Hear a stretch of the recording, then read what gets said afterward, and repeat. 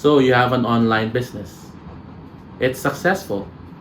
Congratulations. Congratulations for making it this far. You've managed to survive, adapt, pivot, adjust well enough through this pandemic. Now you're thinking of taking on another adventure of setting up shop. Question is, how do you get ahead in the long run in setting up shops or shifting to a brick and mortar? So here are four important tips that I would like to share with you in setting this up. First, begin with an end in mind. Second, separation. Third, location, location, location. And last, the cloud.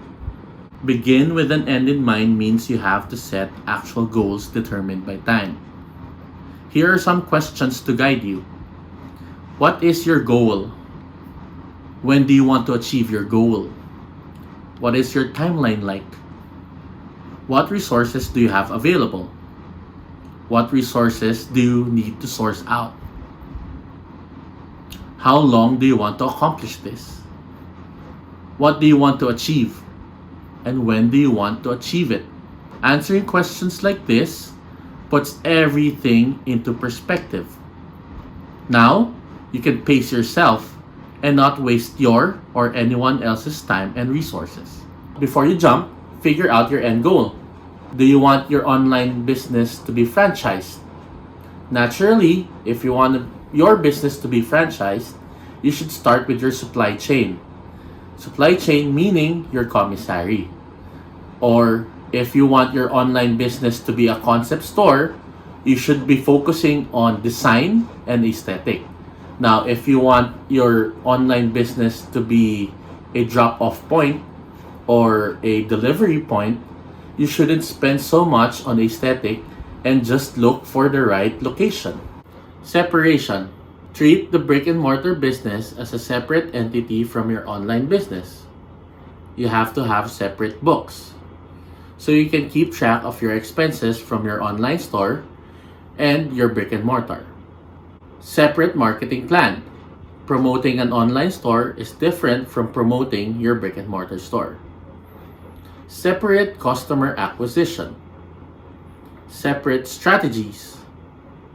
Having a brick and mortar has a lot more responsibilities than of an online store. Realize that what might have worked in your online store may not necessarily work in a brick and mortar. Location, location, location. Just like all mentors, books, and wise businessmen will tell you, this is the hardest and one of the most important things that you will have to look for in setting up shop. There are things that you will have to consider when you look for that perfect location. One is target market. Identifying the target market means what areas are accessible to them or what areas do they frequent. Next is check your data. Check your data from your orders. It will help you ask more questions like what area do you have to service more, or what area has the most orders, or what area has the least amount of orders. So it depends on what you want to do. You can build a delivery stop or delivery shop near the areas that you cannot penetrate, or you can open a brick and mortar to service the area where you have the most amount of orders. So these data will help you figure out what's the right location. Lastly, your rent or lease amount. Rent should always be within your means. Your rent should not go beyond 20% of your sales. One principle that I go by, for me, I should be making my month's rent within 2 days. If not, the rent is too expensive for me. Lastly, the cloud. I think the cloud system is a big disrupt in the F&B industry. Having a cloud setup with your existing online store and or plans for having a brick and mortar will help secure more business and will maximize everything for you. Adapting this setup can protect your branding, while targeting more or different target markets that you want to penetrate. Think of it this way: with one team, one store, one kitchen, you can have 5 or more concepts virtually and target different demographics with it. You can add probably a Filipino cuisine online restaurant, an American online restaurant, a concept that focuses on sandwich, or a healthy concept.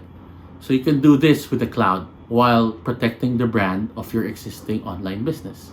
This can possibly add 5 more revenue streams that can help your business grow. Food delivery, I think, is an industry on its own. So it's safe to say you have to prepare for it and get a share of it. So these are the 4 tips that I think will get you ahead in the long run for your brick and mortar food business. Thank you.